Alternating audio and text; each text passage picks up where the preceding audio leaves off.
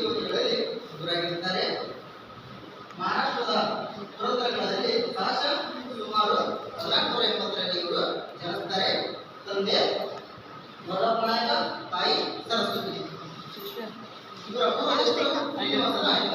ಇವರ ವಿಶ್ರಾಮ ಪುರಂದರ ವಿಠಲ, ಇವರ ಗುರುಗಳು ವ್ಯಾಸರಾಯ. ಇಲ್ಲಿ ನಾವು ಪುರಂದರದಾಸರ ಸಾಹಿತ್ಯ ಶ್ರೇಷ್ಠದಲ್ಲಿ ಅಂದರೆ ಅನೇಕ ರೀತಿಯಾದ ಸಾಹಿತ್ಯ ಪೌರಾಣಗಳನ್ನಾಗಿರ್ಬೋದು, ಕೃತಿಗಳನ್ನಾಗಿರ್ಬೋದು, ಮತ್ತೆ ಕೀರ್ತನೆಗಳನ್ನಾಗಿ ಅದಕ್ಕೆ ಅವರನ್ನ ಹರಿದಾಸ ಸಾಹಿತ್ಯದ ಅಶ್ವಿನಿ ದೇವತೆಗಳಲ್ಲಿ ಒಬ್ಬರನ್ನು ತಂದು ಕೊಡಬೇಕಿವೆ. ಇವರು ಮಹಾರಾಷ್ಟ್ರದ ಯಾವುದು ಪುರಂದರಗಳಲ್ಲಿ 1409ರಲ್ಲಿ ಇವರು ಜನಿಸ್ತಾರೆ. ಇವರ ತಂದೆ ವರದಪ್ಪನಾಯಕ, ತಾಯಿ ಸರಸ್ವತಿ.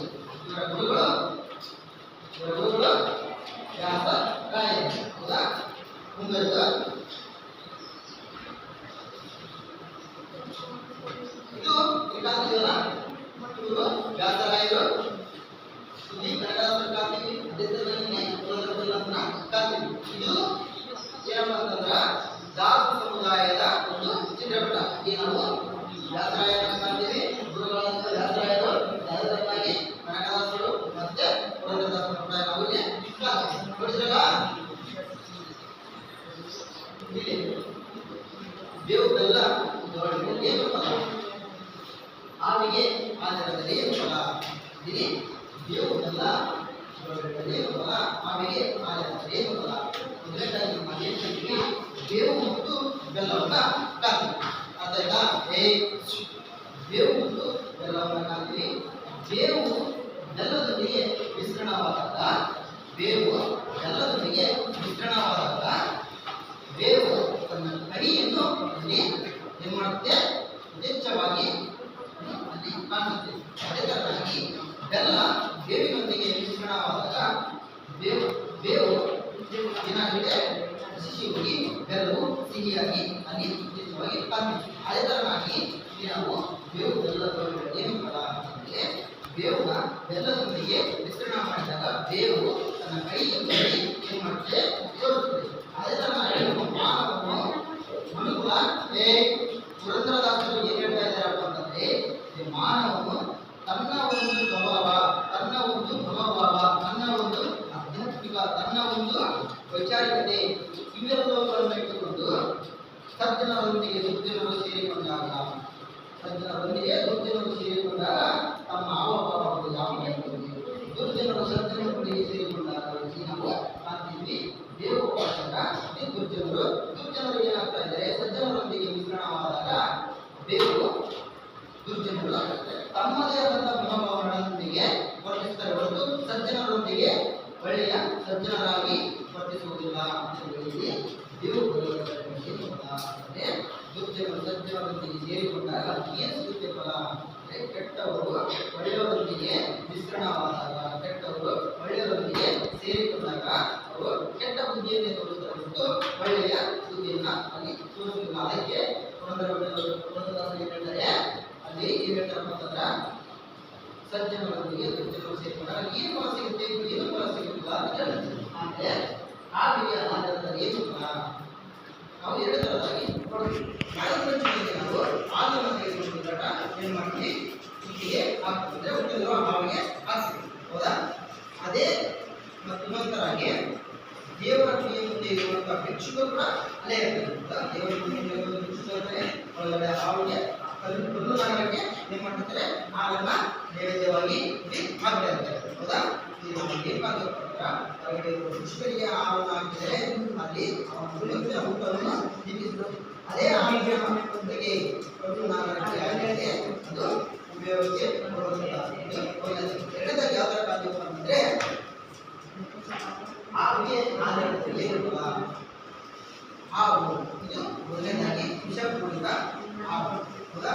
ಇದು ಮನುಷ್ಯನಿಗೆ ಮೊದಲನೇದಾಗಿ ಏನು ವಿಷಕಾರಿಯಾದಂತಹ ಮನುಷ್ಯ ಯಾವುದೇ ತಪ್ಪು ಮಾಡಲಿ ತಾನೇ ಉಪಯೋಗದಲ್ಲಿ ಮನುಷ್ಯ ಏನು ಮಾಡುತ್ತೆ, ವಿಷಯನ್ನ ಕಪ್ಪುವಂತ ಜಾತಿ ಏನಾಗಿರುತ್ತೆ, ಹಾವಿಂದ ಆಗಿರುತ್ತೆ. ಇಲ್ಲಿ ನಾವು ಇಷ್ಟೇ ಪ್ರೀತಿಯನ್ನು ತೋರಿಸಿದರೆ, ಹಾವಿಗೆ ಹಾಲನ್ನು ಎರೆದರೆ, ಹಾವಿಗೆ ಏನು ಹಾವು ಅಂತಂದ್ರೆ ಕೆಟ್ಟ ಮನುಷ್ಯರು. ಪುರಂದರದಾಸರು ಏನು ಹೇಳಿದರೆ, ತಮ್ಮ ಒಂದು ಆಧ್ಯಾತ್ಮಿಕ ಮನೋಭಾವನೆಯಿಂದ ಇಲ್ಲಿ ಜನರ ಮೇಲೆ ಜನರ ಒಂದು ಬದಲಾವಣೆ ಜನರ ಒಂದು ವಿಚಾರಗಳನ್ನು ಇಲ್ಲಿ ತಿಳಿಸ್ತಾರೆ. ಯಾವ ತರ ತಿಳಿಸಿದಾರಪ್ಪ ಅಂತಂದ್ರೆ ಇಲ್ಲಿ ಹಾಡಿಗೆ ಯಾವ ತರ ಆಲಿಸಿದರೆ ಹಾಲು ಆಡಿದರೆ ಅದು ಯಾವ ತರ ಫಲ ಕೊಡುತ್ತೆ ಅಂದ್ರೆ ಇಲ್ಲಿ ಕೆಟ್ಟ ಜನರಿಗೆ ನಾವು ಇಂಥ ಒಳ್ಳೆಯ ಕೆಲಸ ಕೊಡ್ತಾರೋ ಇಂಥ ಒಳ್ಳೆಯ ಕೆಲಸನ ನಾವು ಮಾಡಕ್ಕೆ ಇಷ್ಟಪಟ್ಟು ಅವರು ಏನ್ ಮಾಡ್ತಾರೆ ಕೆಟ್ಟದನ್ನೇ ಬರೀತಾರೆ. ಹೌದಾ? ನಾವು ಒಳ್ಳೆಯವರು ಆಗ್ತಾರೆ ಆಗ್ತಾರೆ ಅಂತೇಳಿ ನಾವು ಅವರಿಗೆ ಹಾಲನ್ನ ಕೊಡ್ತಾರೆ ಅಂತಂದ್ರೆ ಕೆಟ್ಟ ಮೇಲೆ ಒಳ್ಳೆಯದನ್ನ ಬಯಸಿದ್ರೆ ಅವರು ನಮ್ಗೆ ಏನ್ ಮಾಡ್ತಾರೆ ಕೆಟ್ಟದನ್ನೇ ಬಯಸ್ತಾರೆ. ಅದಕ್ಕೆ ನಾವು ಹೇಳಿದ್ರೆ ಹಾವಿಗೆ ಹಾಲಿರದಲ್ಲಿ ಏನು ಫಲ ಅಂತ ಹೇಳಿ ಹೇಳ್ತಾರೆ. ಆಯ್ತಾ? ಮುಂದೆ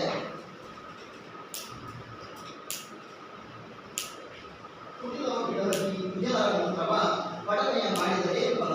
ಸಟೆಯನ್ನು ಮಾಡುವ ಮನುಷ್ಯರು ಮನದಲ್ಲಿ ನಡೆದರೆ ಏನು ಫಲ? ಇಲ್ಲಿ ಕುಡಿದವ ಬಿಡಬದಿ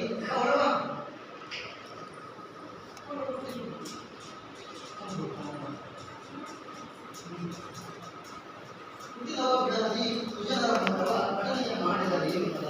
ಇಲ್ಲಿ ಮೊದಲನೇ ಕುಡಿದವ ಅಂದರೆ ಸಂಚು ಕುಡಿದರೆ ಸಂಚುವಿನಲ್ಲಿ ನಾವು ಮಹಾಭಾರತಕ್ಕೆ ಹೋದರೆ ಕುಟುಂಬವನ್ನು ನಾವು ಯಾರನ್ನ ಕಾಣ್ತೀವಿ?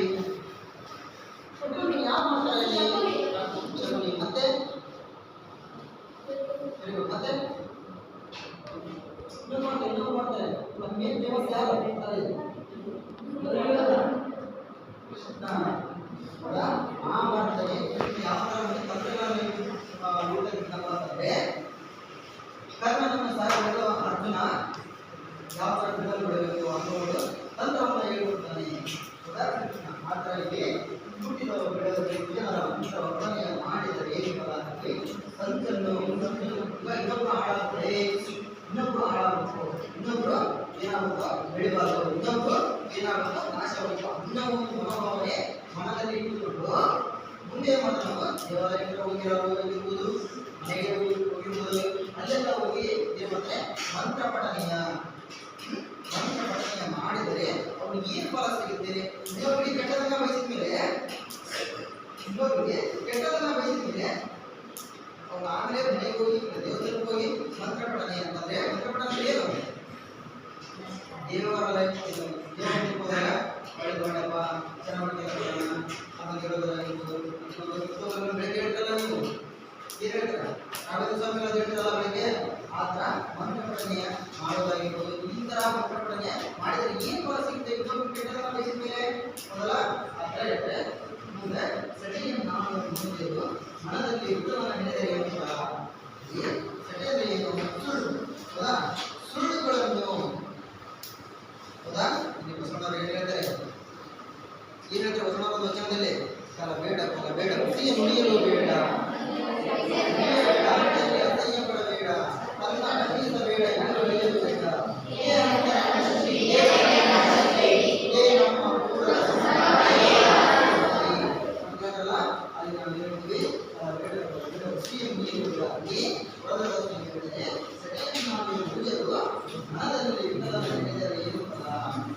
ಸುಳ್ಳುಗಳನ್ನ ಹೇಳುವ ಸುಳ್ಳು ಏನಾಗುತ್ತೆ? ಸುಳ್ಳು ಏನಾಗುತ್ತೆ? ಒಂದು ಮನೆಯನ್ನು ನಾಶ ಮಾಡುತ್ತೆ, ಸುಳ್ಳು ಏನಾಗುತ್ತೆ? ಒಂದು ಸಾಮ್ರಾಜ್ಯವನ್ನು ನಾಶ ಮಾಡುತ್ತೆ, ಸುಳ್ಳು ಏನಾಗುತ್ತೆ? ಮನುಷ್ಯನ ಜೀವನ ಹಾಳಾಗುವ ಕಾರಣವಾಗಿದೆ. ಅಂತ ಸುಳ್ಳುಗಳನ್ನು ಹೇಳುವಂತ ದುರ್ಜನರು ತಮ್ಮ ಮನೋಭಾವನೆಯನ್ನು ಬೆಳೆಸುತ್ತಾ ಅವರು ವಿಠಲನ ಶ್ರೀಕೃಷ್ಣನ ನೆನೆದರೆ ಅವರಿಗೆ ಏನು ಫಲ ಸಿಗುವುದಿಲ್ಲ ಅಂತ ಹೇಳಿದ್ರೆ ಪುರಂದರದಾಸರು ಏನು ಮಾಡ್ತಾರೆ? ತಮ್ಮದೇ ಆದಂತಹ ಸಾಹಿತ್ಯದಲ್ಲಿ ಇಲ್ಲಿ ಹೇಳ್ತಾರೆ. ಹುಟ್ಟಿದವ ಬೆಳಕಲ್ಲಿ ಸುಜನರ ಮುಂದರ ಪಠನೆಯ ಮಾಡಿದರೆ ಏನು ಫಲ? ಸಡೆಯಲ್ಲಿ ನಾಡುವ ಹುಡುಗರು ಮನದಲ್ಲಿ ವಿಠಲನ ನೆನೆದರೆ ಏನು ಫಲ? ಅಂತ ಏನಿಲ್ಲ ಸಿಂಪಲ್ ಆಗಿ ಹುಟ್ಟಿದವ ಬೆಳಕಲ್ಲಿ ಸಂಚು ಮಾಡುವಂತ ಮನೆಗೆ ನಾವು ಏನ್ ತಿಳ್ಕೋಬೇಕು? ಮನುಷ್ಯ ಇದ್ದಾನೆ, ಅವನು ಕೆಟ್ಟ ಮನುಷ್ಯ ಒಳ್ಳೆಯ ಮನುಷ್ಯ ಇದ್ದಾನೆ. ಇಬ್ಬರಲ್ಲಿ ಕೆಟ್ಟ ಮನುಷ್ಯ ಏನ್ ಮಾಡ್ತಿರ್ತಾನೆ? ಸಂಚು ಮಾಡ್ತಿರ್ತಾನೆ, ಅವನು ಒಳ್ಳೆಯ ಮನುಷ್ಯನಿಗೆ ಸಂಚು ಮಾಡ್ತಿರ್ತಾನೆ. ಸಂಚು ಮಾಡಿದ ನಾಶ ಮಾಡಲು ಅವನು ಎತ್ತಿಸುತ್ತಾನೆ. ಎತ್ತಿಸುತ್ತಿರುವಾಗ ಎತ್ತಿಸಿದ್ದಾನೆ, ಎತ್ತಿಸಿದ ನಂತರ ಅವನು ಮತ್ತೆ ಮನೆಗೆ ಹೋಗಿ ಮಂತ್ರ ಪಠನೆ ಮಾಡಿದರೆ ಅವನಿಗೆ ಏನು ಫಲ ಸಿಗಲ್ಲ. ಮುಂದೆ ದುರ್ಜನರಲ್ಲ, ಕೆಟ್ಟ ಮನುಷ್ಯರಲ್ಲ, ಕೆಟ್ಟ ಮನುಷ್ಯ ನಂತರ ಒಳ್ಳೆಯ ಮನುಷ್ಯನಿಗೆ ಸುಳ್ಳು ಹೇಳಿ ಆಪಾದನೆಯನ್ನು ಹೇಳಿದ ನಂತರ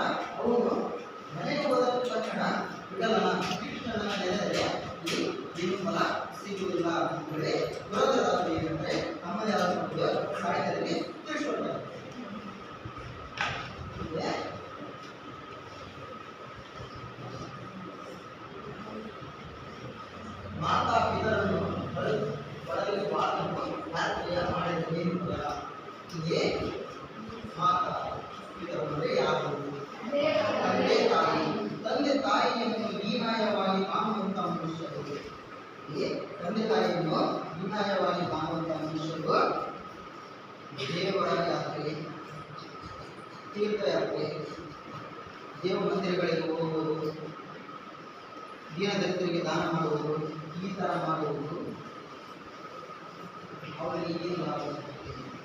ಆಗ ದೀನದಲಿತರಿಗೆ ದಾನ ಮಾಡಲಿರುವುದು, ತೀರ್ಥಯಾತ್ರೆ ಮಾಡಲಿರುವುದು, ದೇವಾಲಯಗಳಿಗೆ ಹೋಗಲಿರುವುದು, ಈ ಥರ ಮಾಡೋದ್ರಿಂದ ಏನು ಆಗುತ್ತೆ? ಮನೆಯಲ್ಲಿರುವ ತಂದೆ ತಾಯಿ ಅಂದರೆ ಕಣ್ಣಿಗೆ ಕಾಣುವ ದೇವರು ಎಂದರೆ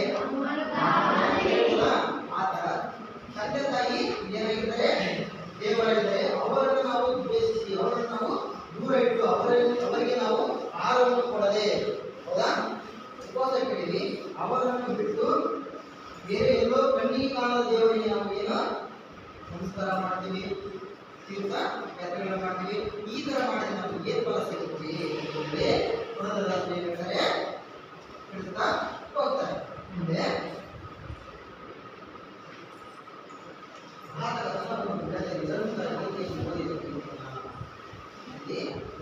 ಏನು